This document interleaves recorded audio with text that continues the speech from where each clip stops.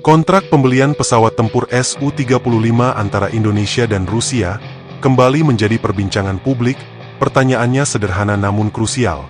Apakah kontrak tersebut masih aktif, atau sebenarnya sudah dibatalkan secara diam-diam oleh Indonesia?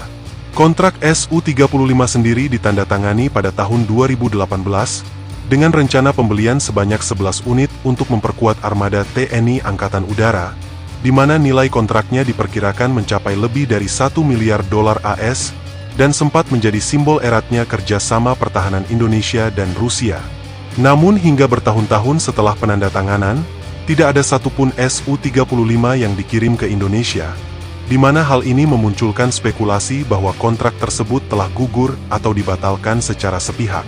Menariknya, hingga saat ini tidak pernah ada pernyataan resmi bahwa kontrak Su-35 dibatalkan, di mana baik dari pihak pemerintah Indonesia maupun dari Rusia, pembatalan secara formal tidak pernah diumumkan ke publik.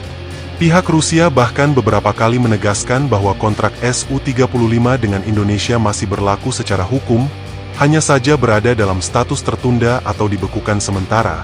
Artinya, kontrak tersebut ada, tetapi tidak dijalankan. Faktor utama penundaan ini diyakini berkaitan dengan ancaman sanksi Amerika Serikat melalui Undang-Undang KATSA, di mana jika Indonesia melanjutkan pembelian senjata strategis dari Rusia, ada risiko terkena sanksi ekonomi dan militer. Situasi geopolitik global yang semakin memanas, terutama sejak konflik Rusia dan Ukraina, turut memperumit realisasi kontrak tersebut, di mana tekanan politik internasional membuat ruang manuver Indonesia menjadi semakin sempit. Di sisi lain, Indonesia juga mulai mengambil langkah pragmatis dengan membuka opsi pengadaan pesawat tempur dari negara barat. Langkah ini terlihat dari kontrak pembelian 42 unit Rafale dari Prancis dan rencana akuisisi F-15IX dari Amerika Serikat. Dalam dokumen dan pernyataan perencanaan pertahanan terbaru, nama Su-35 sudah jarang bahkan hampir tidak pernah disebut.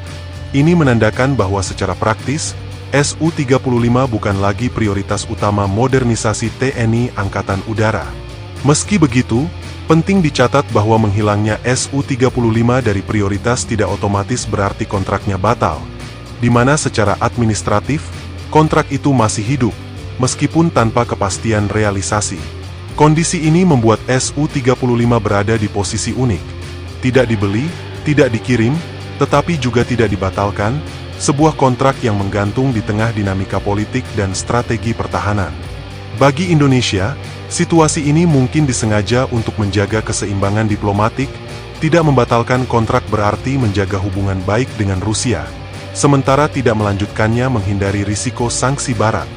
Dalam jangka pendek, peluang Su-35 benar-benar masuk ke inventaris TNI Angkatan Udara terlihat semakin kecil, di mana fokus anggaran, pelatihan, dan interoperabilitas kini lebih condong ke platform Barat.